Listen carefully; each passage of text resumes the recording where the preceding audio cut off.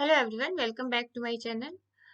पिछले वीडियो में हमने इसके 30 क्वेश्चन देखे हैं। पेपर फर्स्ट यूजीसी नेट के लिए क्वेश्चन रहने वाला है, जो कब आया हुआ था 2009 में। 2009 का ये पेपर है, जब उस टाइम ये पेपर सीरीज 60 क्वेश्चन का चलता था। और 60 क्वेश्चन में, वेट अ मिनट, 60 क्वेश्चन होते थे और 60 क्वेश्चन में हमारे पास चॉइस होती थी 50 क्वेश्चन में। कुछ क्वेश्चन इसमें से फिर से मैं आप लोगों को बताऊंगी कि कुछ क्वेश्चन इसमें से आउटडेटेड हो चुके हैं, जिसका अभी कोई मतलब नहीं है, क्योंकि जो उस टाइम के करंट अफेयर्स के बेस पे थी।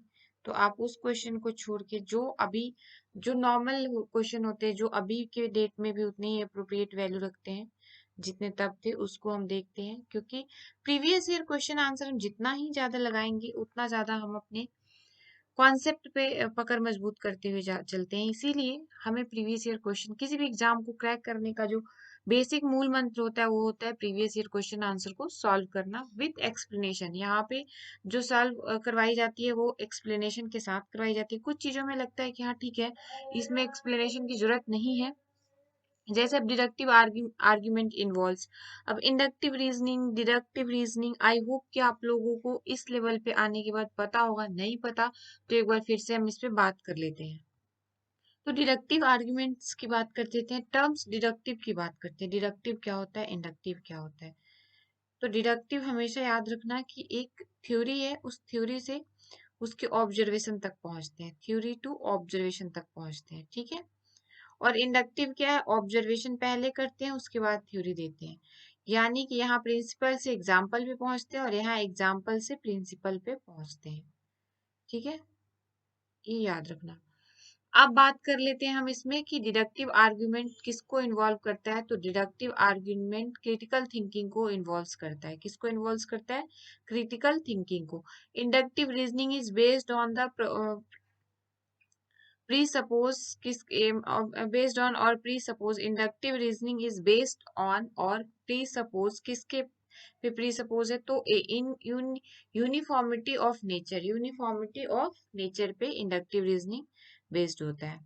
To be critical thinking must be, to be critical thinking must be, एक क्रिटिकल उसमें अगर हम आते हैं तो थिंकिंग क्या होना चाहिए, thinking must be socially relevant.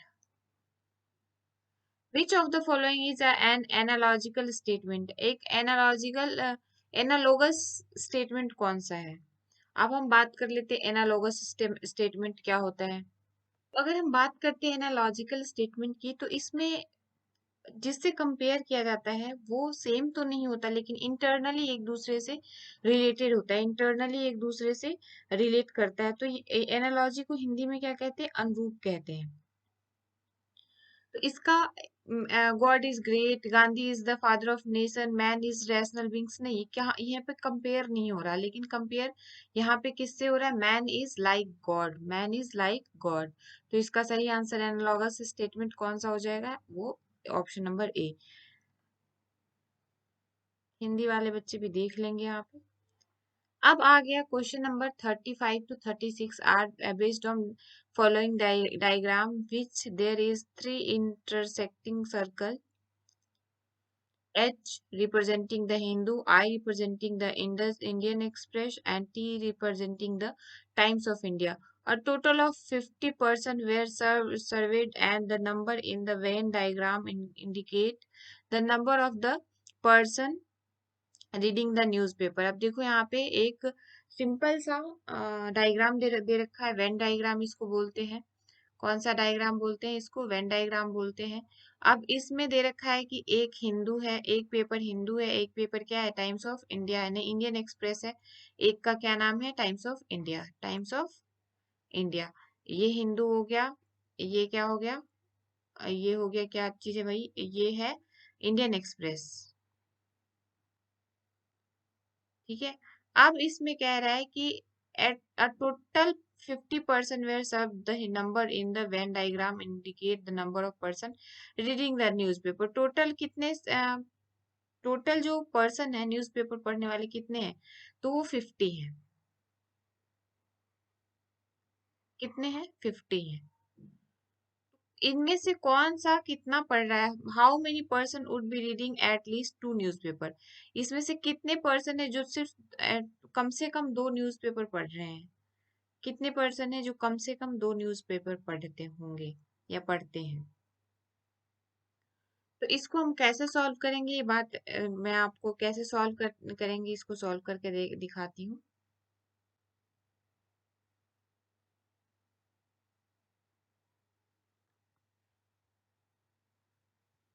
तो देखो यहाँ पे अगर समझने की कोशिश करते हैं 35 क्वेश्चन को, तो क्या है, कितने पर्सन है जो न्यूज़पेपर को पढ़ रहे हैं? तो 40% है। 10 तो बाहर बैठ के देख रहा है ना। 10 का तो कोई इसमें से इन्वॉल्वमेंट ही नहीं है, 10 यहाँ पे आया ही नहीं। तो कह रहे how many person would be reading at least 2 newspaper? कम से कम 2 न्यूज़पेपर इसमें से कितने पर्सन पढ़ रहे हैं? तो ये 12% है, वो हिंदू भी पढ़ रहा है, वो इंडियन एक्सप्रेस भी पढ़ रहा है। ये 8, 12 और 8 ये भी देखो, हिंदू भी पढ़ रहा है और टाइम्स ऑफ इंडिया भी पढ़ रहा है। ये 5 है, ये इंडियन एक्सप्रेस भी पढ़ रहा है और टाइम्स ऑफ इंडिया भी पढ़ रहा है। ये 2 है, वो हिंदू भी पढ़ रहा है, टाइम्स ऑफ इंडिया भी पढ़ रहा है और इंडियन एक्सप्रेस भी पढ़ रहा है। तो कितने सारे टोटल मिला के? 12 प्लस 2 14, 14 प्लस 8 22, 28 2 प्लस 5 कितना हो गया? 27। तो उसका सही आंसर क्या होगा? Option number C, 27 is the correct answer. How many person would be reading all at almost 2 newspaper? How many person would be reading almost 2 newspaper? Almost की बात कर रहा है, एटलीस्ट यहाँ पे पूछा, क्या पूछा? एटलीस्ट पूछा, और यहाँ पे क्या पूछ रहा है? ऑलमोस्ट पूछ रहा है। तो ऑलमोस्ट कितने सारे हैं जो 2 न्यूज़पेपर को पढ़ते ही पढ़ते हैं? कितने सारे हैं?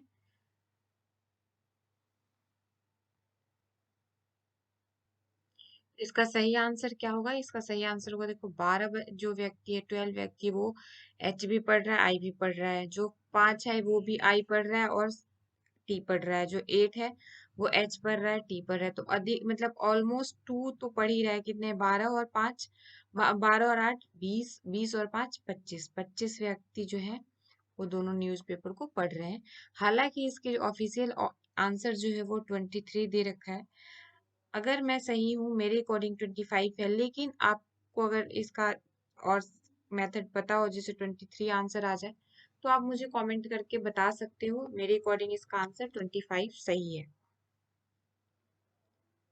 नेक्स्ट है, विच of the following graphs does not represent regular periodic behaviour of the variables F T? इसमें कितने क्वेश्चन पूछे थे? इसमें 2 क्वेश्चन पूछे थे, और ये क्वेश्चन जो है ये अब डिफरेंट हो गया। अगला क्वेश्चन है ये। तो ये ग्राफ का रेगुलर बिहेवियर पे काम कर रहा है, तो इसका सही आंसर क्या होगा? Option number C, which of the following graph does not represent regular periodic behaviour for the variables F T? Regular, यहाँ पे आप देखो ये सारे रेगुलर एक जैसे पैटर्न बनाते हुए चल रहे हैं, और ये कह रहा है डज नॉट रिप्रेजेंट, तो ये डज नॉट रिप्रेजेंट ये आ गया question number 3, sorry option number 3।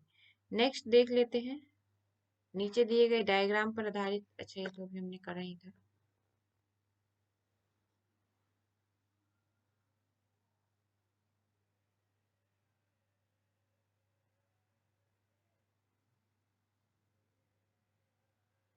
Study the following graphs, answer the question number 38 to 40। दो क्वेश्चन का यहाँ पे ग्राफ बनाने। In which year total number of patient registered in hospital X and hospital Y was the maximum?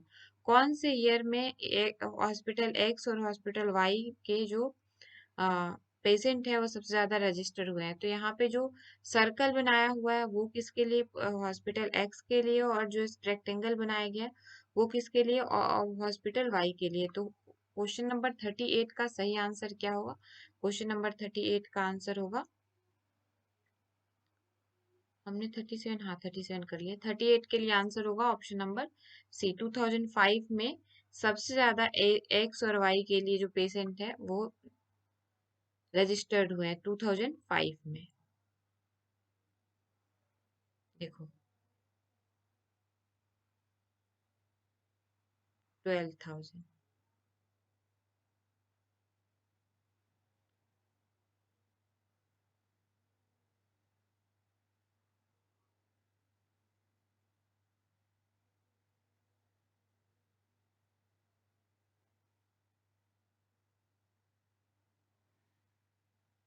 What is the maximum dispersion in the registration of patient in two hospital in a year?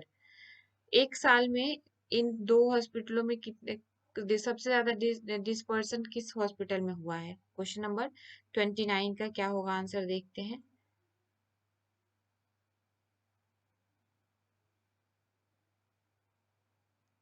कौन से year में नहीं पूछ रहा, कह रहा है कितने ज्यादा हुए हैं सबसे ज्यादा dispersion.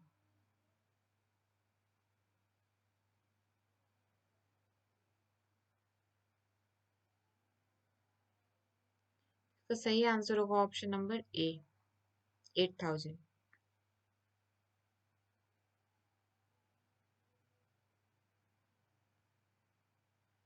In which year there was maximum decrease in the registration of the patient in Hospital X? Hospital X में कौन से साल में सबसे कम रजिस्ट्रेशन हुई है? तो आप देख सकते हो यहाँ पे 2016 में हॉस्पिटल एक्स में सबसे कम हुआ है। 2006 में, सॉरी 2016 नहीं, इसका आंसर क्या होगा? 2006। नेक्स्ट देखते हैं question for blind student only. ये हमारे लिए नहीं है, ब्लाइंड स्टूडेंट के लिए, तो हम इस पर टाइम वेस्ट ना करें, उनके लिए ये है question.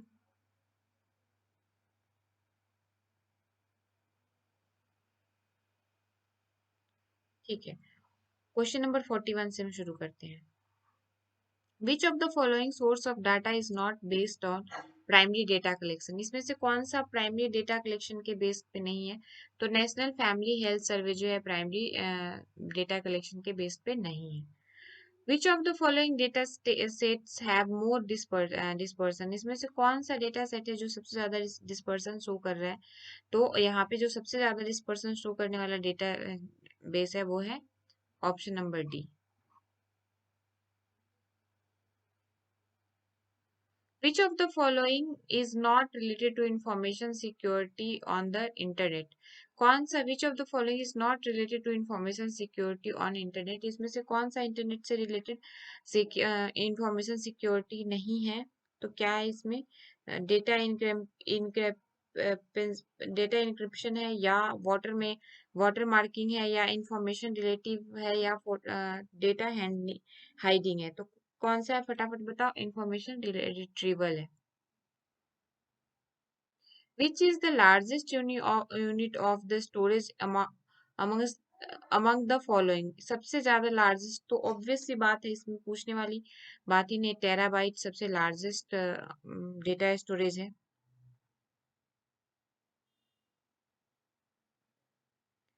Bit stand for, bit किसके लिए स्टैंड करता है? बिट का एब्रिविएशन क्या होगा? Bit stand for binary digit. Which of the following, which bit stand for which of the following is not the linear data structure? linear data structure का ये कौन सा इनमें से कौन नहीं है linear data structure? तो binary tree जो है वो linear data structure का पार्ट नहीं है। Which of the following is not a network device? इसमें से नेटवर्क डिवाइस कौन नहीं है? आई होप कि सभी बता देंगे कि सीपीयू जो है नेटवर्क डिवाइस नहीं है। A compiler is used to convert the following to object code which can be execute। देखो ये सारा जो है आईसीटी से कंप्यूटर रिलेटेड क्वेश्चन है, तो बहुत इंपॉर्टेंट है आज के पर्सपेक्टिव से भी, इसलिए इसको ध्यान से करते हुए चलना।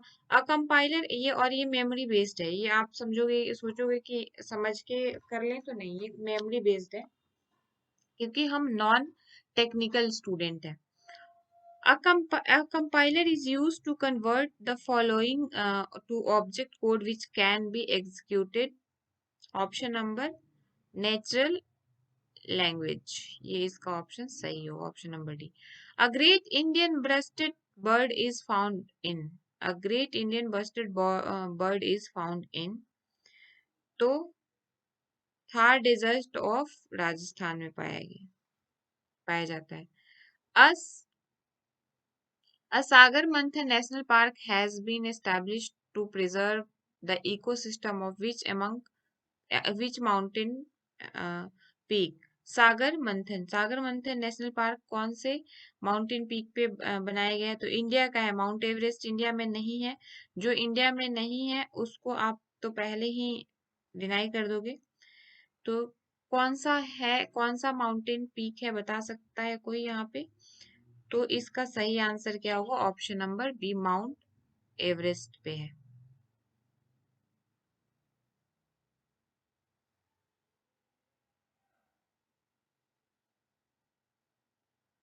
Maximum soot is related released from, maximum soot किससे रिलीज कहाँ से होता है? Thermal power plant. Surface ozone is produce from, surface ozone is produce from क्या? सरफेस ओजोन का सरफेस जो है वो क्या प्रोड्यूस करता है?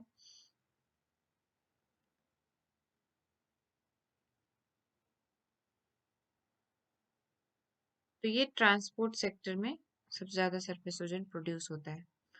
ट्रांसपोर्ट सेक्टर से सबसे ज्यादा प्रोड्यूस होता है ये factor. Which of the following is which one of the following is non-conventional energy source can be exploit most economically? Non-conventional energy source कौन से ज्यादा एक्सप्लॉइट होते हैं? तो सोलर क्या नॉन कन्वेंशनल एनर्जी है? विंड क्या नॉन कन्वेंशनल एनर्जी है? तो कौन कौन से यहाँ नॉन कन्वेंशनल एनर्जी है वो आपको पता होना चाहिए, और कौन सा नहीं है। क्या ऐसा कोई है क्या जो नहीं है? सबसे ज्यादा जो यूज होता है वो होता है सोलर एनर्जी।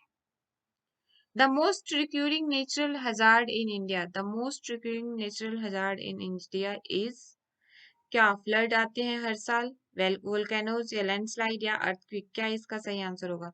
तो इसका सही आंसर होगा फ्लड। इंडिया में सबसे ज्यादा फ्लड से तबाही होती है।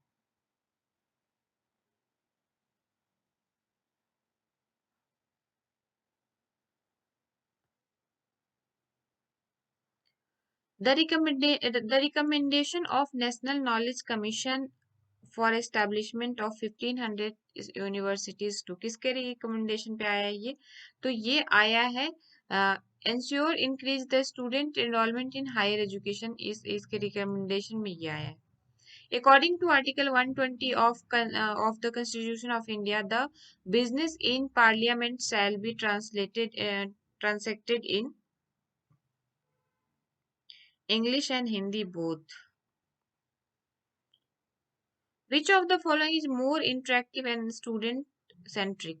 इसमें से कौन सा मोर इंटरेक्टिव है और स्टूडेंट सेंट्रिक है? तो none other than groups and discussion. जब ग्रुप्स डिस्कशन होते हैं बच्चे बढ़ चढ़ के हिस्सा लेते हैं और वो ज्यादा इंटरेक्ट कर पाते हैं एक दूसरे से। The parliament in India is compose of, the parliament in India is compose of किस चीज के लिए है? लोकसभा किस किस से मिलके बना है? तो लोकसभा, राज्यसभा और president. The enrollment in higher education in India contributed both the formal system of education and by system of distance education. Education contribute, कितना contribute करता है distance education? तो ये 25% of formal system का contribute करता है। Assertion है the UGC academic staff college can come into existence to improve the quality of teacher। और इसका रीजन क्या है? University and college teacher have to undergo both orientation and refresher courses. क्या इसका सही आंसर है? क्या एक दूसरे का क्या ए आर जो है ए का करेक्ट एक्सप्लेनेशन है? तो बिल्कुल A, option A is the correct one. I hope कि आपको ये समझने में 30 क्वेश्चन अभी हमने किया, 30 क्वेश्चन हमने 20 मिनट्स में ही कंप्लीट कर लिया। तो आई होप कि आपको ये समझने में परेशानी नहीं हुई होगी, क्योंकि बहुत ज्यादा फैक्चुअल इसमें कॉन्सेप्चुअल था नहीं, फैक्ट पे था, जो हमारे मेमोरी बेस्ड क्वेश्चन है उस पे था। तो इसलिए हम इसको बहुत जल्दी कर पाए। देखो टाइम कैसे हम बचाते हैं। जो जो कॉन्सेप्चुअल होता है उसमें तो हमें, जो मैथमेटिकल होता है थोड़ा टाइम लगता है, जो हमें हमारी मेमोरी बेस्ड पे होता है वो अगर हम प्रैक्टिस करते जाएं तो मेमोरी हमारी स्ट्रांग होगी और टाइम बचेगा। तो टाइम बचेगा, पेपर वन का अगर टाइम बच जाता है तो पेपर टू में यूज कर लोगे। पेपर टू के साथ भी सेम अगर करते हो, उसका टाइम बचता है, तो पेपर वन में जो डिफिकल्ट क्वेश्चन है लास्ट में आप उस पर टाइम लगा के और बहुत अच्छे से इसको क्रैक कर सकते हो। होप कि आप लोग अपना बेस्ट दे रहे होगे अपने आप को। मिलते हैं हम अपने एक नए वीडियो में, नए, अगर आपको मेरा ये पसंद आ रहा हो तो प्लीज़ लाइक, सब्सक्राइब ज़रूर करें और वीडियो को दूसरे बच्चों के साथ भी शेयर करें।